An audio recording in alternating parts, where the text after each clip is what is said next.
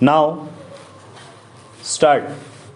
Mahatma Gandhi, who had anticipated all this, thought that this system of education, which is so expensive, would not do if education was to be brought within the reach of every Indian, rich or poor.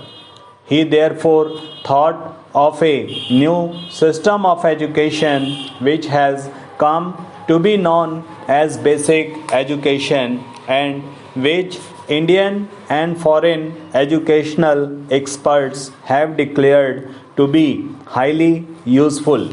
According to Gandhiji, as far as I understood him, there are two basic merits in this new system. Firstly, education under this system is imparted not merely through books but through some kind of practical work, so far as the knowledge which children acquire will not be the result of mere memorizing but of educationalists' actual experience.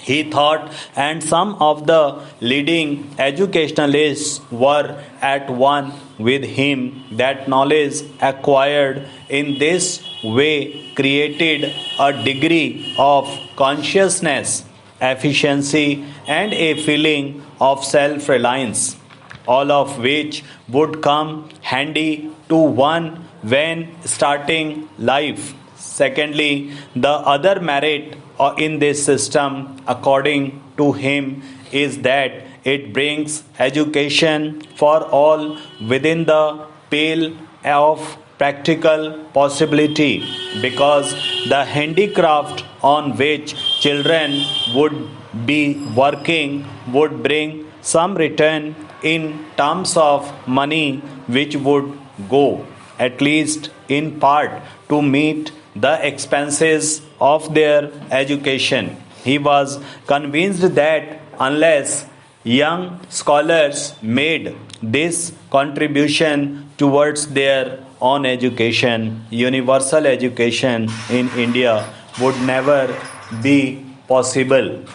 The result of all the educations and experimentation in this field of education during the last 16 or 17 years, in my opinion, the same that we arrived at in our discussions in the first conference held at Wardha, educationalists had admitted the utility of the new system but considered children's contribution towards their education as not only impossible but undesirable.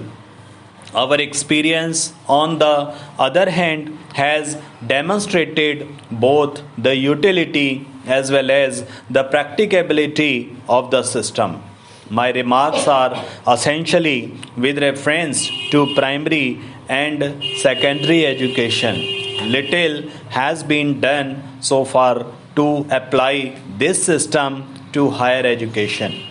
It is not, therefore, possible to say anything about it on the basis of experiment.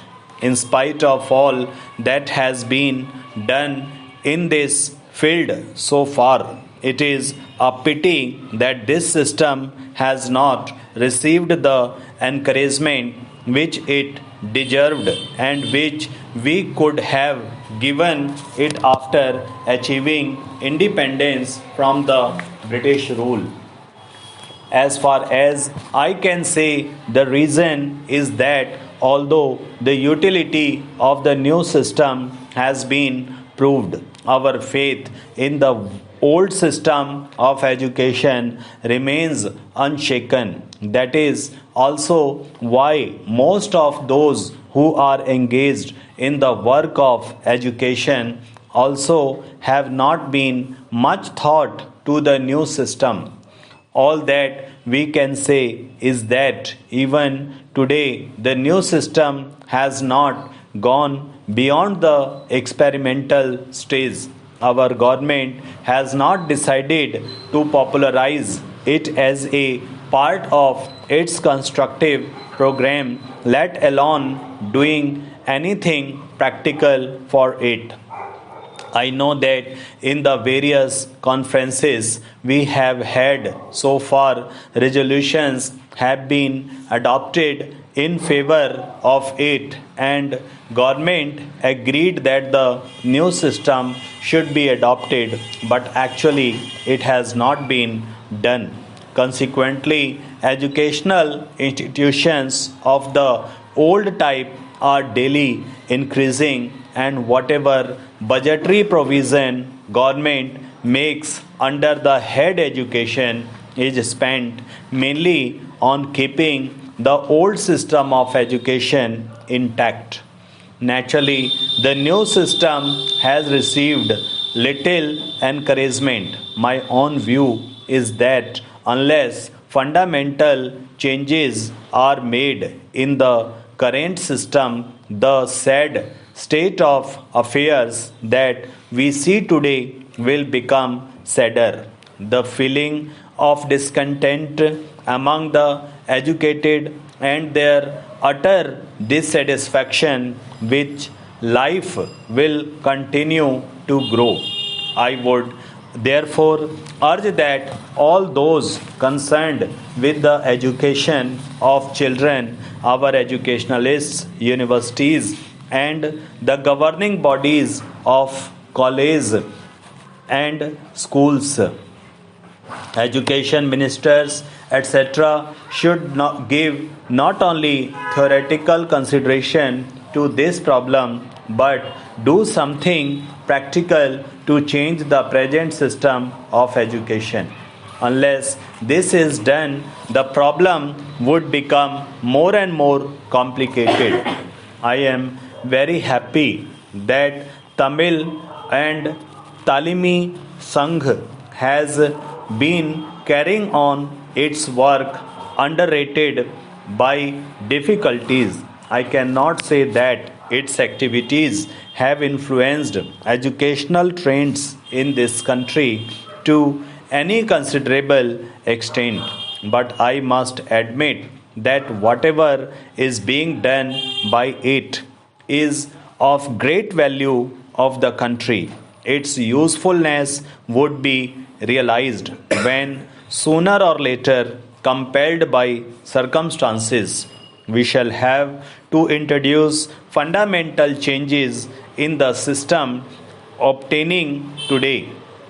At that time, the experience acquired by workers of the Talimi Sangh will come handy.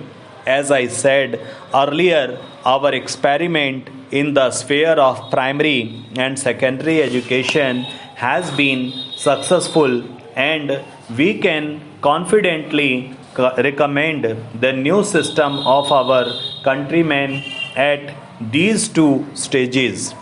We cannot say the same in respect of higher education in view of the inadequacy of our experience.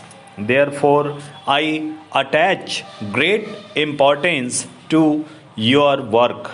I hope the unfavorable atmosphere will not detract your workers and they would continue to do their job.